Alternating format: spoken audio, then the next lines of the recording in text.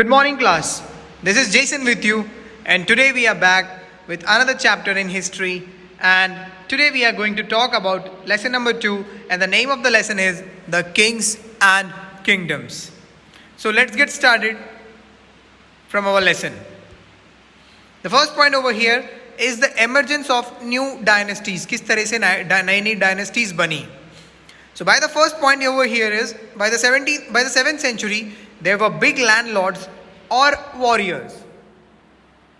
Here it is, warrior chiefs in different regions of the subcontinent. Existing kings often acknowledged them as their samantas or subordinates. So basically there were already big landlords and warriors in different regions of the subcontinents, and there are existing kings who acknowledge landlords and warriors as samantas and subordinates.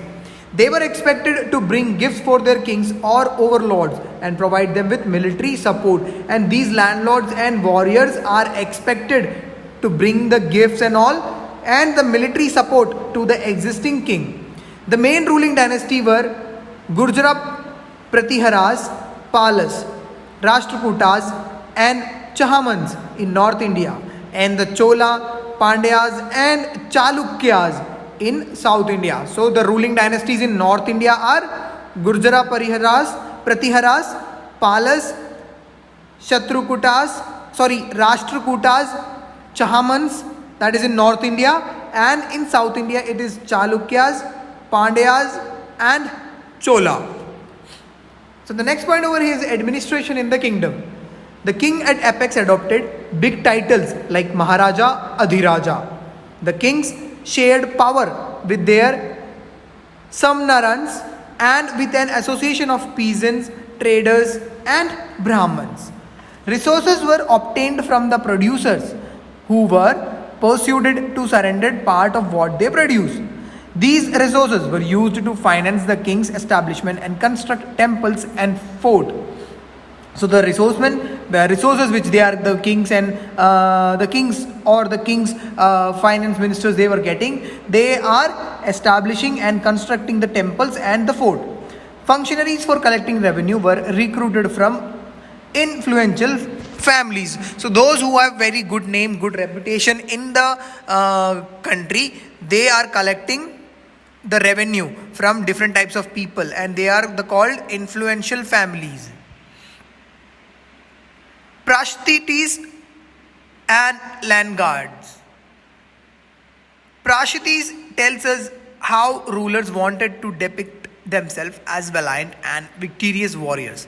The king often rewarded Brahmins by grants of lands. These were recorded on copper plates which were given to those who receives the land. The next is warfare for health. 4 centuries Gurjara Pratihara, Rashtrakuta and Pala dynasties fought for control over Kannauj.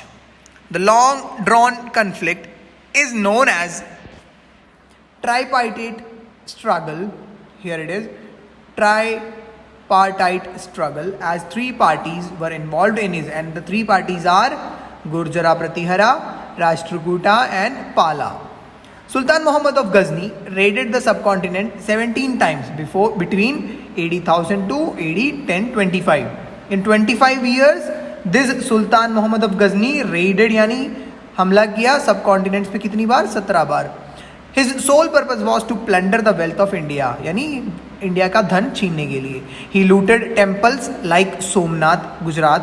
Mahmud entrusted a scholar named Biruni to write an account of the subcontinent. So he looted many temples and many forts. Other kings engaged in warfare were Chauhan, who ruled over the region around Delhi and Ajmer. Chauhans were engaged in conflict with Chalukyas of Gujarat and the Gahadawalas of western UR. Prithviraj III was a popular Chauhan ruler who defeated Afghan ruler Ghori in 1119 but lost to him in 1192. So the next we are going to talk about the Cholas. Who are the Cholas? Cholas were from a small family of Urayur, the successor of Vijayalaya conquered neighboring regions and the kingdom grew in size and power. Rajaraja I was considered the most powerful Chola ruler and expanded control over most of these areas. His son Rajendra I conquered Sri Lanka and countries of Southeast Asia. Cholas were big temples builder. Two family temples were in Tanjavur and Gangaikonda, Cholapuram. So these are the temples. Agriculture was well developed along with various methods of irrigation. Settlements of peasants called or become prosperous with the spread of irrigation in agriculture. The village council and the Nadu, that is Tamil Nadu, performed several administrative functions. Associations of traders known as Nagarams also performed administrative functions in the town. Inscription also mention about Sabha. The Sabha had separate committees to look after irrigation work, garden work, and temples, etc.